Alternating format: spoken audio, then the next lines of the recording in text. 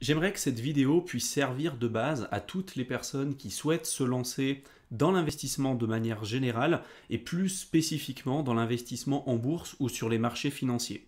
Tu vas voir dans cette vidéo, on va entrevoir tout un tas de concepts différents que j'aurais déjà pu évoquer avec toi sur ma chaîne YouTube, mais je vais vraiment essayer de les synthétiser dans cette vidéo de la manière la plus simple et la plus précise possible pour que tu puisses le plus rapidement possible et le plus efficacement possible débuter tes premiers pas sur les marchés financiers. La première chose à comprendre et à savoir, c'est déjà de saisir ce qui arrive à notre argent au fur et à mesure du temps. Et ce qui arrive à notre argent au fur et à mesure du temps, finalement, je pense que tu en as déjà entendu parler, c'est une perte du pouvoir d'achat, à cause d'un phénomène qu'on appelle l'inflation. Et l'inflation, finalement, c'est l'un des critères, un des phénomènes qui est étudié, qui est analysé par les banques centrales et qui est très surveillé par les banques centrales. La banque centrale, par exemple, européenne ou la Fed aux États-Unis. Et en général, ces banques centrales essayent de trouver un équilibre sur le niveau d'inflation qui est tolérable entre guillemets pour la population globale, et cet équilibre il est compris entre 2 et 2,5% de niveau d'inflation. Donc c'est ce qui est recherché par les banques centrales de manière générale et jusqu'à présent.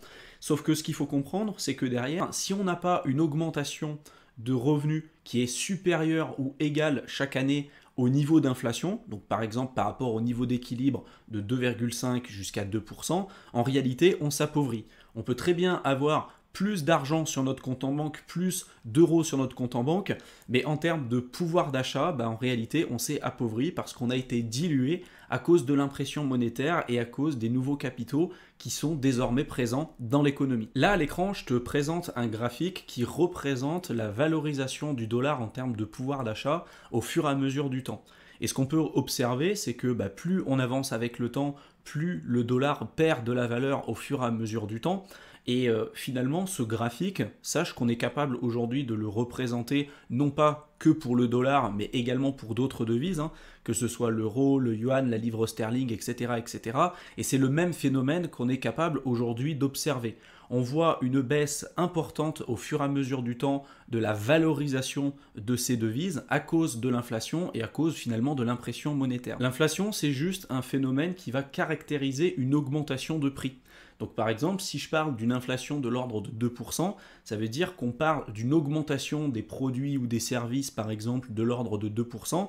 Et ce que ça veut dire derrière, c'est ce que je t'ai évoqué tout à l'heure, c'est que si je n'ai pas une augmentation de revenus chaque année qui est supérieur ou égal à 2%, même si j'ai plus d'argent sur mon compte en banque en termes d'euros ou en termes de dollars, en termes de pouvoir d'achat, ce qui nous intéresse concrètement, en réalité, je vais plutôt m'appauvrir et je vais avoir une diminution de mon pouvoir d'achat avec le temps. Pour que tu puisses avoir une vision un peu plus objective de ce que je t'ai évoqué tout à l'heure, j'ai décidé de te donner quelques chiffres pour te rendre compte vraiment du concept, nous, qui va nous intéresser, qui est vraiment celui du pouvoir d'achat, parce que vraiment, nous, ce qui va nous intéresser, on s'en moque du nombre d'euros ou de dollars qu'on a sur notre compte en banque. Ce qui nous intéresse, et je pense que tu seras d'accord avec moi, c'est vraiment de savoir qu'est-ce qu'on est capable d'acheter et quel est notre niveau de pouvoir d'achat qu'on peut avoir à partir de nos euros par exemple ou avec nos dollars dans l'exemple que je vais te montrer. Et ce site, il est vraiment très bien fait parce que tu peux mettre en correspondance un certain montant de dollars à partir d'une certaine période de ce que finalement ça pourrait représenter aujourd'hui ou à une date particulière en termes de pouvoir d'achat et surtout en termes de dénomination en dollars. Et là, par exemple, dans le cas de ce que je te montre à l'écran, j'ai pris le cas de quelqu'un qui avait 100 dollars de pouvoir d'achat en 1913, donc date à laquelle on a eu la création de la Réserve fédérale américaine, qui est aujourd'hui la Banque centrale américaine, de ce que ça pourrait potentiellement représenter en termes de pouvoir d'achat et en termes de dénomination en dollars en 2022, date à laquelle je suis en train de tourner cette vidéo. Et finalement, on se rend compte que 100 dollars de pouvoir d'achat en 1913, c'est l'équivalent de 3000 dollars aujourd'hui. Donc on a eu presque une division par 30 en termes de pouvoir d'achat entre 1913 et 2022, ce qui est juste complètement dingue. Si tu te rappelles ce que je t'ai évoqué tout à l'heure, tu te souviens que le niveau d'inflation, en tout cas l'augmentation de prix qui est recherchée de manière générale par les banques centrales autour du monde, c'est un niveau d'inflation compris entre 2 et 2,5%. C'est à peu près ça qui est recherché. Sauf que malheureusement, depuis ces 2-3 dernières années, ça s'est fortement accéléré, notamment avec l'arrivée de la crise sanitaire. Et là, je t'ai donné quelques chiffres, 2 diagrammes que tu peux voir à l'écran. Le premier qui représente le niveau d'inflation en avril 2022 et le second plutôt en septembre 2022. Et ce qu'on remarque, c'est que dans la plupart des pays qui sont représentés, on est très largement au-dessus du niveau d'inflation d'équilibre qui est recherché par les banques centrales. Par exemple, en France, le niveau d'inflation en avril 2022, on était plutôt à 4,8%, et en septembre 2022, en France, on était à 6,2%, contre, sur l'Europe de manière générale, un niveau d'inflation qui était près de 11%, à 10,9%. Ce qu'il faut comprendre par là, c'est que par exemple, si on est sur un niveau d'inflation de l'ordre de 11%, si je n'ai pas eu une augmentation de revenus, et peu importe la nature, que ce soit une augmentation de revenus via mon travail salarié, via une activité entrepreneuriale, via une appréciation de mes actifs, que ce soit l'immobilier, la bourse, les crypto-monnaies, peu importe, mais qui est supérieur ou égal au niveau d'inflation, je peux avoir au final plus d'argent dans mon compte en banque, donc plus d'euros, plus de dollars, mais en termes de pouvoir d'achat et en termes de valorisation comme ça de ces devises, en réalité, je me suis appauvri. Et ce que j'ai évoqué à l'instant, c'est valable bien évidemment même pour les personnes qui auraient décidé d'investir sur ces périodes. Admettons que ce soit quelqu'un qui ait décidé d'investir et qui a placé son argent sur un support qui lui a permis de faire un rendement annuel de l'ordre de 8%, par rapport à un niveau d'inflation de 11%, donc une augmentation des prix de manière générale de l'ordre de 11%, on a un différentiel de 3% entre les deux. Donc même si j'ai plus de dollars ou plus d'euros en ma possession ou sur mon compte bancaire à la fin, on a un différentiel de 3%, donc j'ai perdu en termes de pouvoir d'achat 3% sur cette période avec un niveau d'inflation de 11%.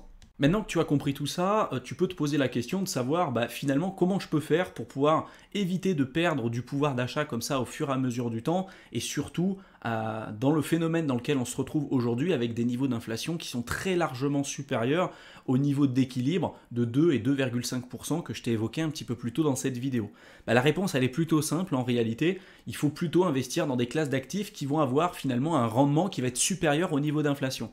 Et pour ça, il y a plusieurs choix qui peuvent se présenter à nous. On peut décider d'investir par exemple dans l'immobilier, ça peut être dans la bourse, ça peut être notamment aussi dans les crypto-monnaies, dans du private equity, donc ça peut être dans des startups, ça peut être aussi créer sa propre entreprise, faire de l'entrepreneuriat. J'ai fait des centaines de vidéos notamment sur ma chaîne YouTube Éternel Étudiant pour te montrer comment entreprendre en utilisant le levier de YouTube, ce qui est aussi un vecteur très intéressant pour pouvoir augmenter ses revenus et battre très largement l'inflation de ce côté-là. À chaque fois, il y a des avantages et des inconvénients, Il faut toujours comprendre les risques et puis les démarches dans lesquelles on va devoir s'inscrire pour obtenir des résultats intéressants. Mais ce que j'explique tout le temps dans l'investissement, c'est que comme pour une pièce, on a le pile et on a le face, pour l'investissement, on a toujours le risque et le rendement. Donc l'objectif, en tout cas nous en tant qu'investisseurs, c'est de déterminer les meilleures possibilités d'investissement avec les meilleurs rendements possibles tout en ayant le risque le plus faible possible. Ça, c'est vraiment la base.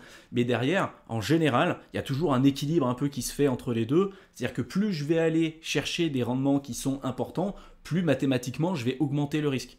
Par exemple, si j'investis dans les crypto-monnaies, ce que je fais maintenant depuis plus de 5 ans, forcément, je vais prendre bien plus de risques que si j'investis sur du S&P 500, on en parlera un petit peu plus tard, ou sur des ETF, ou en tout cas sur des classes d'actifs qui sont là depuis bien plus longtemps que le marché des crypto-monnaies. Donc tu vois, c'est toujours un équilibre à faire entre les deux, mais en tout cas, il y a des possibilités, il y a des choses à faire intéressantes, et les plus gros perdants, malheureusement, c'était pas forcément le cas il y a quelques années en arrière avec des niveaux d'inflation plus faibles et surtout avec des livrets d'épargne qui avaient des taux bien plus intéressants. Si tu es jeune, tu pourras demander à tes grands-parents le niveau de rendement qu'ils pouvaient obtenir à l'époque sur un livret A ou certaines assurances vie. On n'était absolument pas sur les mêmes niveaux qu'aujourd'hui. Le livret A, je crois on peut me corriger dans les commentaires, mais on est entre 0,5 et 0,75%. C'est clairement pas intéressant. Tu l'as bien compris, si on est sur un niveau d'inflation de 11%, si les rendements que je récupère avec mon livret A, c'est 0,75, forcément, je suis un grand perdant en épargnant et du coup, je m'appauvris au fur et à mesure du temps.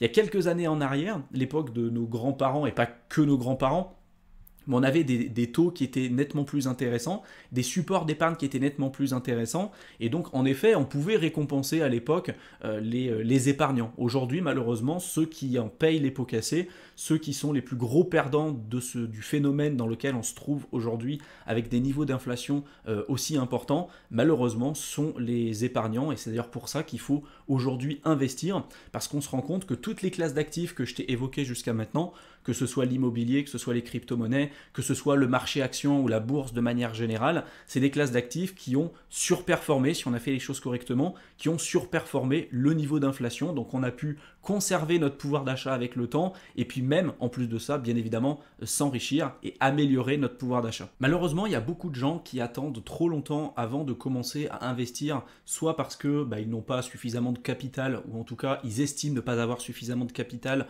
pour pouvoir investir de manière durable sur les marchés financiers, ou alors ils n'ont pas la bonne méthode, ou alors ils n'ont pas la bonne stratégie, ou alors c'est pas le bon moment. Mais tu vas le voir, je vais te le montrer dans la suite de cette vidéo avec vraiment des chiffres concrets. Vraiment le plus important quand tu t'intéresses à la bourse et plus spécifiquement au marché action, c'est vraiment de commencer le plus tôt possible, parce que tu vas pouvoir mettre en place un autre phénomène qu'on n'a pas pu évoquer ensemble jusqu'à présent, qui est celui des rendements composés. Les rendements composés, c'est juste la capacité de pouvoir réinvestir les intérêts qui sont générés par notre investissement pour faire grossir comme ça au fur et à mesure notre boule de neige. Par exemple, admettons que je décide d'investir 1000 € sur un support qui va me rapporter 10% annualisé.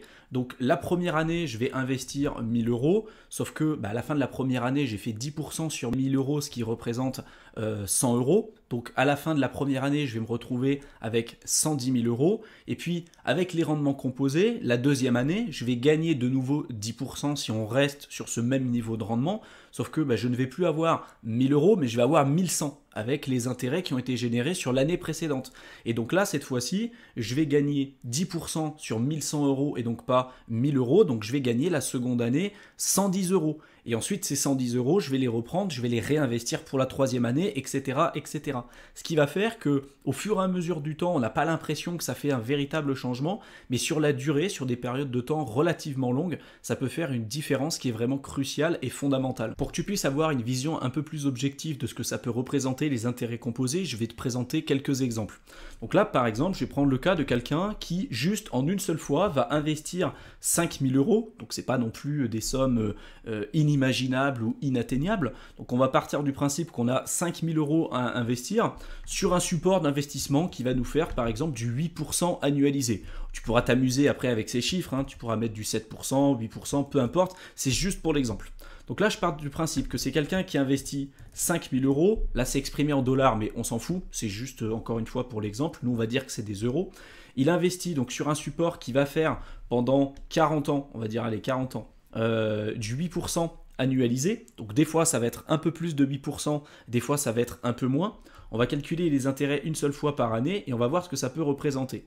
On se rend compte qu'à la fin donc, de la 40e année, il a investi il y a 40 ans en arrière 5000 € et à la fin de la 40e année, il se retrouve avec un capital de près de 111 000 €, 108 622. Et les intérêts composés, donc les intérêts qui ont été générés par son investissement, qui ont été réinvestis, etc., etc., pendant 40 ans, ça lui a permis de gagner 103 622 $, ou 103 622 €, ce qui est quand même plutôt intéressant. Par contre, là en effet, c'est 40 ans, donc tout le monde n'a pas envie d'attendre 40 ans, et puis en plus de ça, on est parti du principe qu'on n'investissait rien d'autre, c'est-à-dire qu'on n'investissait pas de l'argent tous les mois, on n'investissait pas dans des supports peut-être un peu plus risqués comme les crypto-monnaies avec des variations d'intérêt, etc., etc. Et là, on peut s'amuser à jouer un peu plus avec ces chiffres. Là, on va s'amuser à changer un petit peu les variables, et je vais reprendre un petit peu le même exemple que tout à l'heure, et je vais ajouter un petit changement, c'est-à-dire que je vais reprendre le cas de la personne qui avait 5000 € à investir avec un taux de rendement de 8%, mais on va investir 200 € tous les mois pour une période de 40 ans. Et là, tu vas voir que les chiffres ne sont pas du tout les mêmes. À la fin, sur 40 ans, juste en rajoutant 200 € tous les mois, je me retrouve avec un portefeuille de près de 753 000 € et avec des intérêts générés avec les intérêts composés et le phénomène que je t'ai évoqué tout à l'heure, les intérêts générés sur mon capital, là ça représente près de 652 000 euros, ce qui est juste complètement dingue. C'est-à-dire que sur la valorisation totale de mon portefeuille de 753 000 euros, les intérêts générés sur mon capital, les intérêts composés m'ont permis de gagner près de 652 000 euros sur une période de 40 ans. Et là on parle de quelqu'un qui a investi uniquement 5 000 euros au départ et uniquement 200 euros tous les mois sur une période de 40 ans. Toi, tu peux t'amuser à faire varier les variables et toutes les informations qui sont présentées à l'écran pour le rapprocher au plus de ta situation personnelle. Tu peux très bien te dire, moi par exemple, là, les 40 années, attendre 40 années pour obtenir un portefeuille comme ça m'intéresse pas. Et puis en plus de ça, j'ai une capacité d'investissement qui est supérieure, j'ai un capital qui est plus important, je peux faire attention à mes finances personnelles, donc j'ai fait en sorte de développer une activité entrepreneuriale à côté de mon travail salarié, ce qui m'a permis d'augmenter ma capacité d'épargne, ma capacité d'investissement. Et puis en plus de ça, je m'intéresse à d'autres classes d'actifs, même des classes d'actifs qui sont un peu plus risquées, comme par exemple les crypto-monnaies. Donc les crypto-monnaies, faire du 8% annualisé, c'est clairement nul. Bien évidemment, c'est plus risqué, mais tu vois, tu peux mettre tout ça en ligne de compte et essayer de faire tes calculs par rapport à ta situation personnelle. Je vais te redonner un autre exemple pour le coup. Admettons que là, ça soit pas quelqu'un qui ait 5 000 euros à investir, mais qui ait par exemple, je sais pas, 40 000 euros à investir. Au lieu d'investir 200 euros tous les mois parce que cette personne a développé une activité entrepreneuriale, elle a fait en sorte de négocier son salaire, elle fait en sorte de vivre en dessous de ses moyens, elle fait attention à ses dépenses, etc. Elle fait en sorte d'avoir une bonne capacité d'épargne, une bonne capacité d'investissement, et elle arrive à investir 500 euros par exemple tous les mois. Elle investit en plus dans des supports un peu plus risqués comme les crypto-monnaies ou autres, et elle va faire, je sais pas moi, du 10% annualisé, alors non pas sur 40 ans, mais on va dire par exemple sur 20 ans, voilà.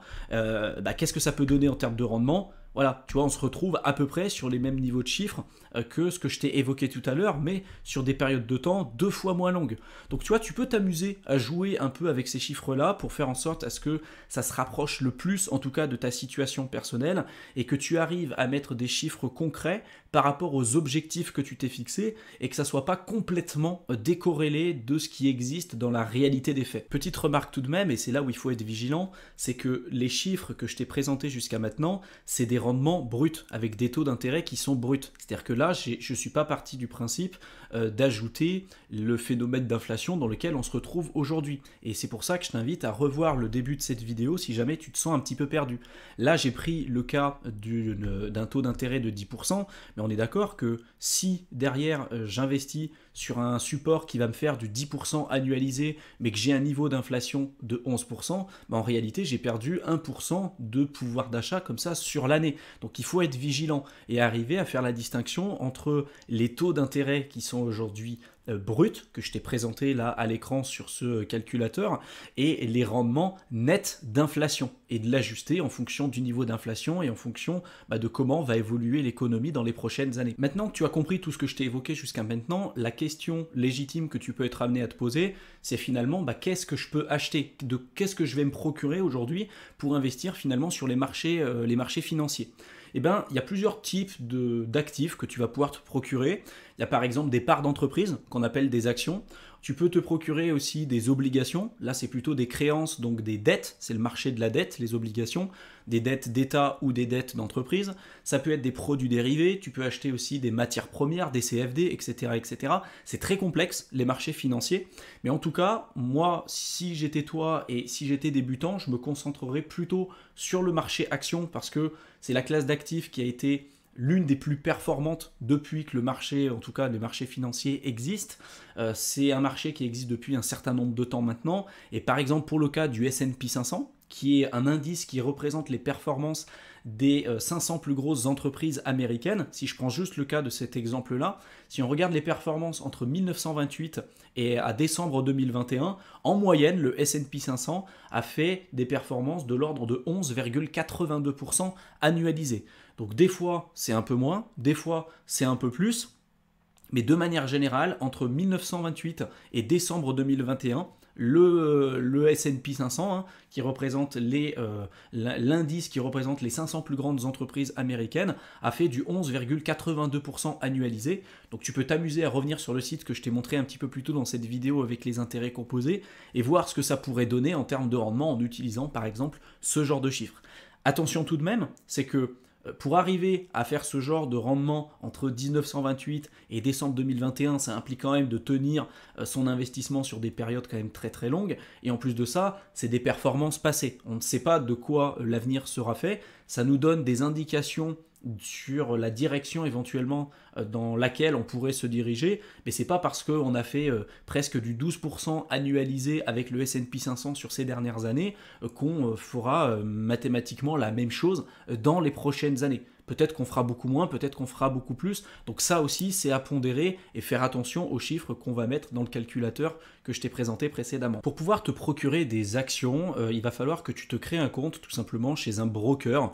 Donc un broker, c'est juste une plateforme qui va permettre de mettre en lien et en corrélation les acheteurs et les vendeurs sur les marchés financiers. Et il y a tout un tas de brokers aujourd'hui qui existent. Là, l'exemple que je vais te montrer dans cette vidéo, c'est avec un broker qu'on appelle DEGIRO.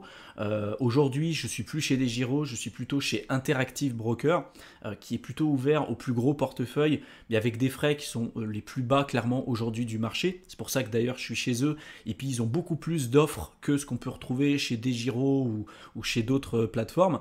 Mais voilà, à toi de te renseigner aujourd'hui sur les plateformes qui pourraient potentiellement t'intéresser, celles qui répondent le plus à tes obligations et à tes objectifs personnels. Mais là, juste pour l'exemple, pour te montrer un petit peu comment ça fonctionne et comment tu pourras être amené à acheter une action, je vais te montrer un exemple avec un broker qui s'appelle DEGIRO. Donc là, par exemple, admettons que je souhaite acheter une action. Ça peut être, tu vois, là sur le côté, il y a tout un tas d'actions qui sont présentées. Ça peut être Hermès, ça peut être Renault, Airbus, peu importe. Donc admettons que je souhaite acheter Airbus. Tu vois, je vais cliquer dessus. Là, il y a tout un tas d'informations, hein. Je vais avoir le profit d'entreprise, je vais avoir les finances également aussi de l'entreprise, tout un tas de ratios, le price earning ratio, le PEG, etc., etc. J'ai fait pas mal de vidéos sur la chaîne pour expliquer justement tous ces ratios et comment tu peux être amené à analyser les entreprises. Donc n'hésite pas à jeter un coup d'œil sur toutes les informations que tu pourras retrouver sur les fiches descriptives de chaque entreprise que tu pourrais potentiellement te procurer. Et si jamais tu souhaites l'acheter, ça peut être une action, ça peut être aussi un ETF, ça peut être une obligation ou peu importe, hein, tu auras simplement à cliquer ici sur l'onglet achat. Et donc là derrière tu auras plusieurs possibilités. Soit tu vas acheter ce qu'on appelle directement au marché, c'est-à-dire que là tu vas favoriser la rapidité d'exécution plutôt que la qualité de ton exécution, parce que là tu dis le premier qui veut me vendre en réalité cette action, je l'achète et je m'en fous théoriquement du prix. Par contre, si tu as un peu plus de temps et si tu as envie d'acheter, on va dire, tes actions à un prix qui est plus raisonnable ou que tu n'es pas forcément pressé pour acheter, c'est quand même plus intéressant d'acheter à un cours limité parce que tu peux dire, voilà, moi aujourd'hui l'action, par exemple Airbus, à l'heure où je tourne cette vidéo, elle est à 112,20 € l'action.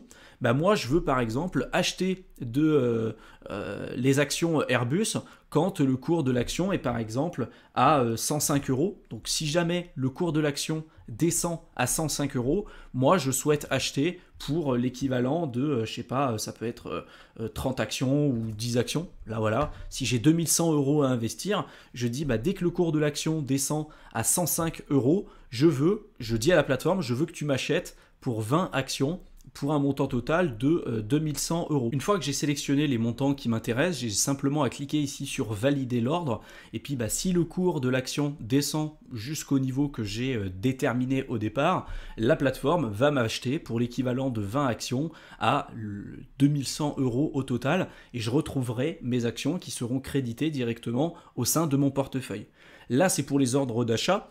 Et pour les ordres de vente, c'est exactement la même chose. Je peux passer soit un ordre de vente au marché, où là, je vais favoriser plutôt la rapidité d'exécution, ou un ordre limité, là pour la même chose. Si par exemple le cours de l'action monte à 120 $, à 120 €, je souhaite vendre pour 20 actions, donc pour 2400 €, je valide l'ordre et lorsque le cours de l'action atteindra ce niveau, la plateforme va me vendre automatiquement et va me trouver des acheteurs directement par rapport au prix que j'aurais déterminé au départ et mon compte sera crédité du montant en euros que j'avais déterminé. Donc là, pour le coup, 2400 euros. Donc tu vois, c'est vraiment pas plus compliqué que ça. Par contre, bien évidemment, il y a quand même un travail à faire sur les actions qu'on pourrait acheter, le portefeuille qu'on a envie de se constituer, le niveau de risque qu'on a envie de prendre, notre horizon d'investissement, la stratégie qu'on a envie de mettre en place, etc., etc. À ce stade de la vidéo, la question que tu peux te poser, c'est finalement comment choisir les bonnes actions sur lesquelles investir.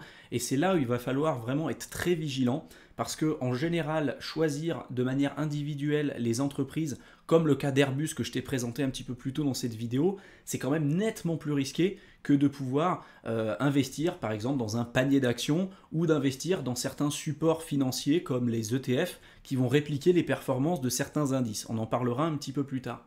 Donc souvent, les personnes qui vont choisir de manière individuelle les entreprises, c'est plutôt des personnes qui vont avoir un profil avancé, qui vont savoir concrètement ce qu'elles font, qui seront capables d'analyser les bilans des entreprises, qui seront capables d'analyser les ratios financiers, etc. etc.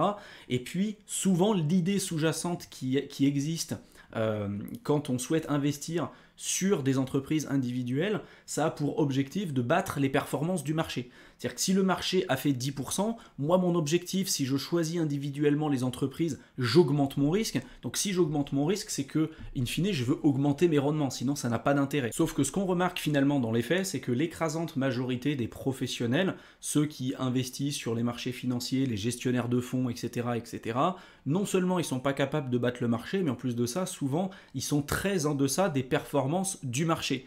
Pour prendre des risques qui sont plus importants, et ajouter aussi une complexité qui est plus importante, parce qu'encore une fois, sélectionner les entreprises de manière individuelle, c'est clairement pas simple. Et puis il y a des gestionnaires de fonds qui ont quand même des millions et des millions à investir sur des analyses, sur même des personnes qui vont avoir comme objectif d'analyser vraiment les entreprises.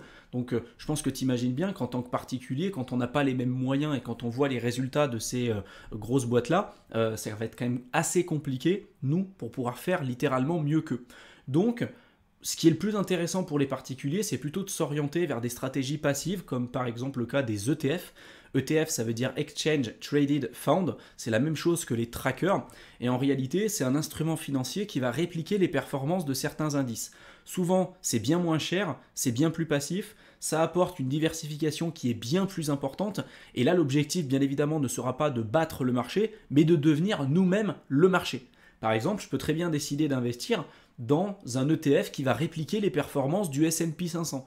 Tu te souviens tout à l'heure, quand je t'avais parlé un petit peu plus tôt des performances du S&P 500, je t'avais dit qu'entre 1928 et décembre 2021, le S&P 500, il avait fait 11,82%. Tu pourrais très bien aujourd'hui décider d'investir dans un ETF qui va répliquer les performances du S&P 500. Donc en réalité, tu vas être le marché. Si le S&P 500 perd de la valeur, toi, en réalité, tu vas perdre de la valeur. Mais s'il augmente, tu vas augmenter aussi. Et derrière, ça t'évite de suivre tout le marché, de te dire, tiens, ça va être quoi la prochaine startup qui va arriver dans le top 500 des plus grosses entreprises américaines, ou de déterminer celle qui va faire faillite, etc. Ça peut quand même poser tout un tas de problèmes. Là, l'avantage des ETF, c'est que, pour le coup, si tu as une entreprise qui fait faillite, elle va être remplacée par une nouvelle qui va être de nouveau listée sur le top 500 du S&P 500. Donc c'est vraiment une stratégie passive, c'est vraiment une stratégie en plus qui est très peu chère, et donc là pour le coup ça va t'éviter de rogner au maximum la rentabilité de tes investissements, parce que comme je te l'évoquais un petit peu plus tôt avec des giros, quand tu achètes et que tu vends des entreprises, tu payes des frais, mais si tu veux acheter à chaque fois et vendre 500 entreprises différentes, ça va te coûter bien plus cher que si tu achètes en fait un ETF qui va répliquer les performances de toutes ces entreprises, et là pour le coup celui du S&P 500. Là ce que tu vois à l'écran, c'est finalement les performances du S&P 500 de 1982 jusqu'à aujourd'hui, et ce qu'on est capable d'observer, c'est que malgré le fait quelquefois qu'on ait des crises, qu'on ait des baisses importantes du cours du S&P 500, depuis 1982, on a eu une augmentation quand même importante et significative du cours du S&P 500, qui représente les performances des 500 plus grandes entreprises américaines.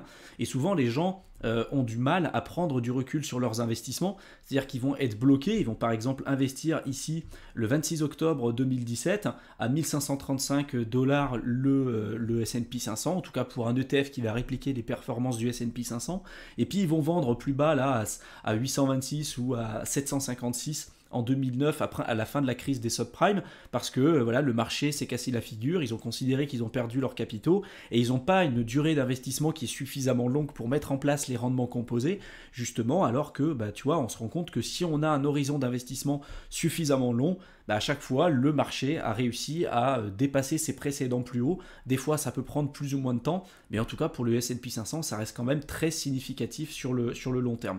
Au niveau de sa composition, tu vois, à l'intérieur du S&P 500, on a bien évidemment de l'Apple, du Microsoft, de l'Amazon, Tesla, on a Google, Berkshire Hathaway qui est le fonds d'investissement de Warren Buffett. On a tout un tas d'entreprises et à l'intérieur, tu vas avoir en fait les 500 plus grosses entreprises américaines avec une pondération de chacune de ces entreprises par rapport à leur niveau de représentation sur le sol américain. Par exemple, là, on voit que Apple, dans le S&P 500, ça représente 7,12% du S&P 500. On a également Microsoft qui représente 5,32%. Amazon qui représente 2,79%, etc., etc. Et puis plus on avance, tu vois, il y a des entreprises, celle-ci, là, Netflix, qui représente 0,4% du S&P 500. C'est pour ça que quand je te parle d'ETF et que je te parle de diversification, c'est important de prendre du recul par rapport à ça, parce que si par exemple demain Netflix fait faillite, tu vas prendre nettement moins de risques que si tu avais investi uniquement sur Netflix. Demain, si Netflix disparaît et que toi tu as investi sur un ETF qui réplique les performances du S&P 500, non seulement ça représente que uniquement 0,4% de l'ensemble de cet ETF, mais en plus de ça, Netflix serait remplacé par une autre entreprise qui finalement arriverait dans le top 500 du S&P 500. Et donc en réalité, pour toi, ça sera presque $1. Là, en réalité, quand tu investis dans des indices, tu investis sur une croissance générale de l'économie sur des durées suffisamment longues, de manière relativement passive, parce que derrière, tu ne seras pas obligé d'analyser individuellement chacune des entreprises. Maintenant, si tu veux te procurer un ETF qui va par exemple répliquer les performances du S&P 500,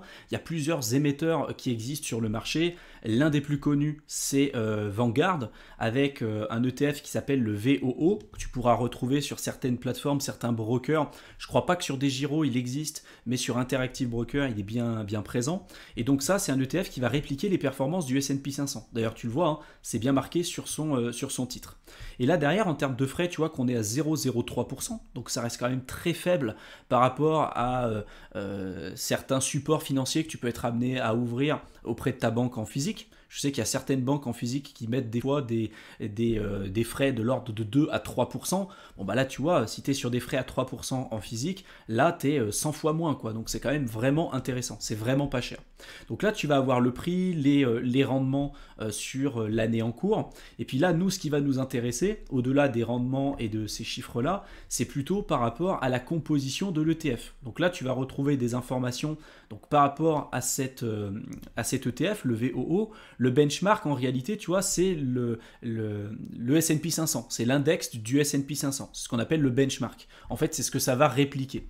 Donc, nous, derrière, ce qu'on va regarder, c'est déjà les secteurs. Donc, on voit que quand on investit dans un ETF, et par exemple l'ETF du S&P 500, on investit dans plein de secteurs différents. On investit dans les télécoms, dans l'énergie, on investit aussi dans tout ce qui est lié à l'industrie, l'immobilier, les utilities, etc., etc. Tu as la valorisation à chaque fois. Donc là, avec le benchmark, par rapport au S&P 500, parce que l'idée, c'est vraiment de répliquer ce qu'il y a sur le S&P 500. Donc on voit que sur les services de communication, on est à 8,10% pour cet ETF, le VOO, contre 8,10% pour le S&P 500, donc ce qui est quand même plutôt intéressant.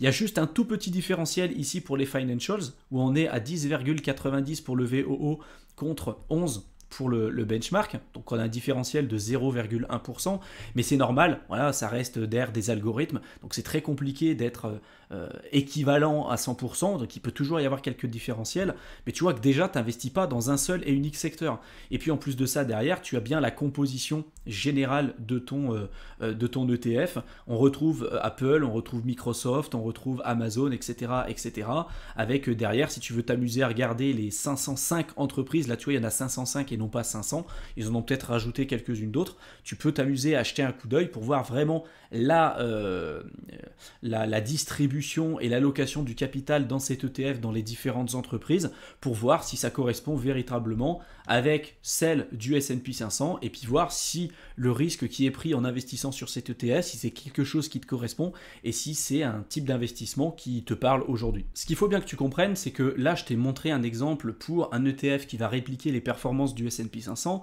mais il existe des centaines et des centaines d'ETF différents. On a des ETF qui sont beaucoup plus focalisés sur un secteur, par exemple le secteur environnemental, le secteur de la robotique, le secteur de l'intelligence artificielle, etc. etc.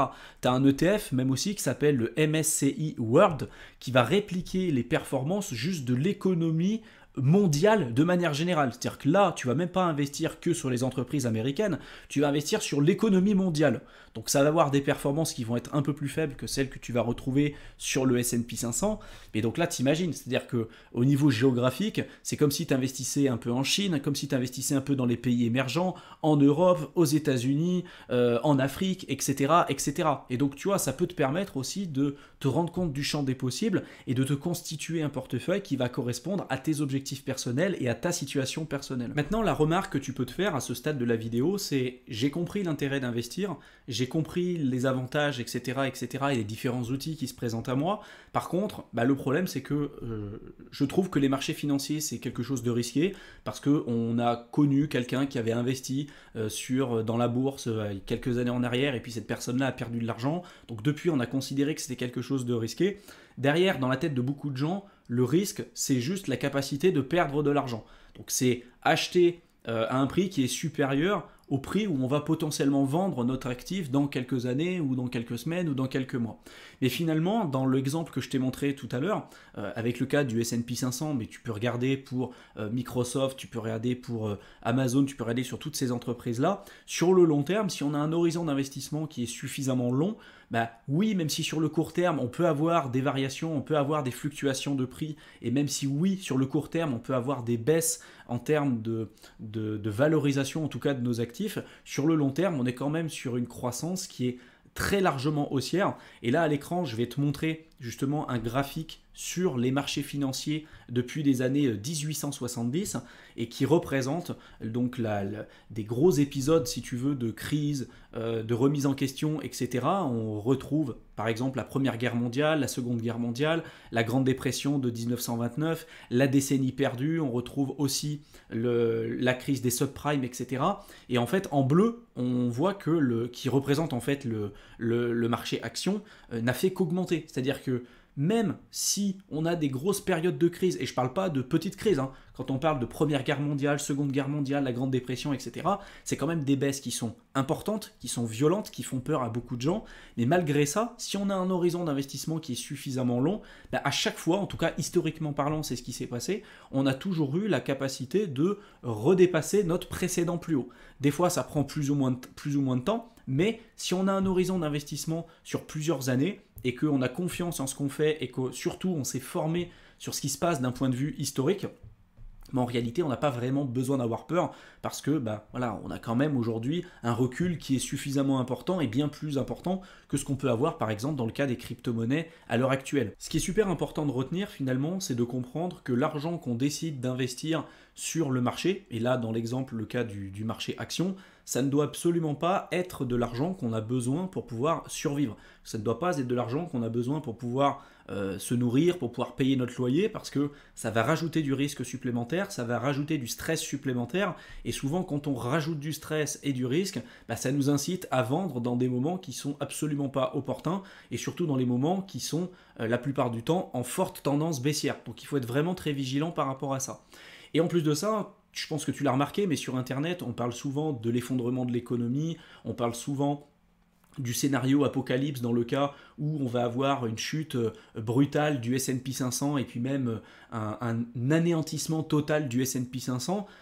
Admettons que si demain le S&P 500 arrive à zéro dans un scénario apocalyptique, et encore une fois je ne dis pas que ça ne peut pas exister, je pense que tout est possible, mais c'est toujours une question de mesure et c'est toujours une question de probabilité, où est-ce qu'on met le curseur.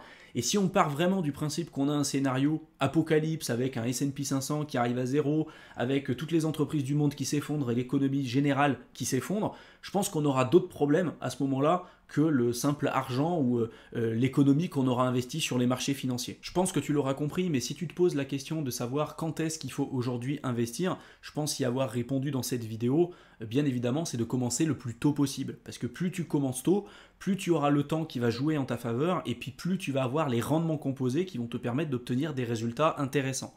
Le plus important, c'est de, bien évidemment, ne pas avoir de mauvaises dettes, d'avoir un travail et une situation qui va être stable pour te permettre d'épargner et d'investir de manière régulière, d'avoir également aussi un fonds de sécurité qui est en général entre 6 mois et 1 an de côté. Donc si tu as 1 000 € de dépenses mensuelles, il faudrait que tu aies de côté entre 6 000 et 12 000 € pour répondre à certaines obligations que tu pourrais avoir sur le court terme. Ne pas poser de l'argent que tu pourrais avoir sur le court terme. Donc si tu as besoin de l'argent pour pouvoir te nourrir, pour pouvoir payer ton loyer et que tu l'investis sur les marchés financiers, ce serait quand même une erreur bien évidemment à éviter. Et puis selon moi, le plus intéressant, c'est vraiment de faire un DCA, ce qu'on appelle un dollar cost averaging.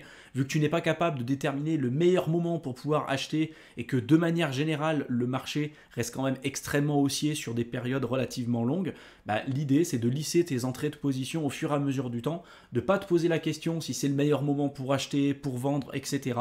Tu vas diviser ton budget d'investissement par exemple mensuellement et puis tous les mois tu vas investir une somme régulière sur les marchés financiers, sur un ETF ou autre, et tu verras que sur des périodes de temps relativement longues, avec les intérêts composés, avec les stratégies d'investissement que je t'ai présentées dans cette vidéo, tu arriveras à obtenir des résultats qui seront vraiment significatifs. Une question que tu peux être amené aussi à te poser, c'est combien d'argent commencer à investir sur les marchés financiers, à partir de combien d'argent ça peut être intéressant. Et là, bien évidemment, la réponse, elle va dépendre de ta situation personnelle. Il y a certaines personnes qui pensent qu'il faut tout de suite investir des centaines de milliers d'euros pour avoir des résultats intéressants. Et je pense qu'avec les chiffres que je t'ai montrés jusqu'à maintenant, tu t'es rendu compte que c'était pas forcément vrai, que le plus important, au-delà du capital, c'était d'investir le plus tôt possible et surtout d'avoir des habitudes qui vont être durables sur le long terme. Mais surtout, je pense que le plus intéressant, c'est de commencer avec un budget qui va te correspondre par rapport à ta situation personnelle.